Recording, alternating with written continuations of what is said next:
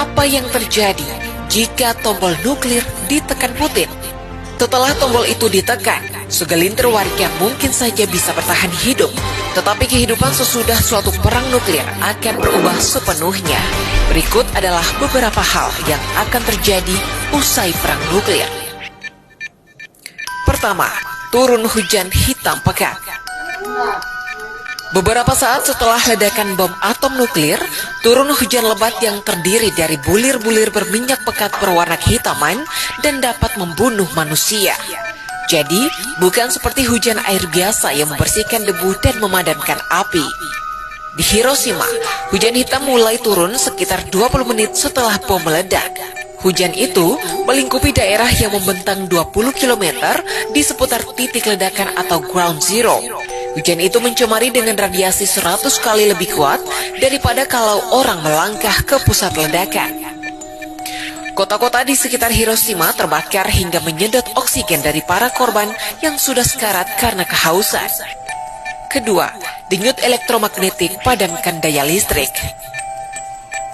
Ketika terjadi ledakan nuklir, muncullah denyut radiasi elektromagnetik yang dapat mematikan sistem listrik atau bahkan semua jaringan listrik di seluruh negeri. Dalam sebuah uji nuklir, denyut yang dihasilkan oleh ledakan itu sedemikian kuatnya sehingga melumpuhkan lampu-lampu jalan, perangkat televisi, dan telepon dalam rumah hingga jarak 1.600 km dari pusat ledakan. Jika suatu bom dirancang untuk menyebar denyut elektromagnetik untuk berdampak pada 400 hingga 480 km di suatu negara sebesar Amerika Serikat, maka jaringan daya listrik di seluruh negeri akan lumpuh. Jadi setelah ledakan bom, listrik akan padam. Kulkas-kulkas menyimpan makanan akan mati dan data pada setiap komputer akan terhapus. Yang paling parah, fasilitas penyulingan air bersih akan berhenti sehingga warga kehabisan pasokan air bersih. Ketiga, kabut asap halangi sinar matahari. Api yang melingkupi setiap sasaran bom nuklir akan menghasilkan asap celaga yang beracun. Muncullah awan asap pada 15 meter di atas permukaan bumi. Ukuran awan itu pun semakin membesar sambil melarung di hembus angin hingga menutupi seluruh permukaan planet dan menghalangi pemandangan ke langit. Selama beberapa tahun pertama, ketika kita melangkah keluar rumah, maka matahari tidak terlihat bersinar. Yang tampak hanyalah awan-awan hitam yang menghalangi cahaya. Keempat, sobeknya lapisan ozon. Kehidupan sesudah ledakan bom atom tidak bisa seluruhnya kembali normal. Setahun setelah hantaman bom, beberapa proses yang diakibatkan oleh atmosfer yang tercemar mulai melubangi lapisan ozon. Hal itu akan menjadi petaka. Dunia pun dihujam terpaan sinar ultra ungu atau ultraviolet atau UV.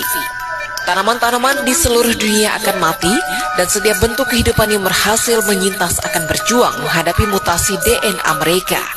Bahkan, tanaman yang paling kebal pun menjadi lebih lemah, lebih kecil, dan semakin sulit melakukan reproduksi. Keseluruhan lahan pertanian akan mati ketika orang mencoba menanam tanaman pangan dan para petani yang terlalu lama berada di bawah matahari akan meninggal karena kanker kulit. Dampak selanjutnya ialah bencana kelaparan di mana-mana. Dalam kiamat nuklir sepenuhnya, perlu sekitar 5 tahun hingga orang bisa lagi menanam makanan dalam jumlah cukup. Miliaran orang akan mati kelaparan. Mereka yang mampu menyintas harus mencari cara mendapatkan makanan dan itu bukanlah tugas yang gampang. Karena itu, peringatan perang nuklir Putin mesti diwaspadai dunia. Konflik Rusia-Ukraina jangan sampai membawa kehancuran peradaban manusia. Kunci utama konflik tidak berkembang ke perang nuklir adalah sikap Amerika dan NATO. Jika Amerika dan NATO serta PBB bisa menjalin dialog yang baik dengan Rusia, maka perang nuklir dapat dihindari.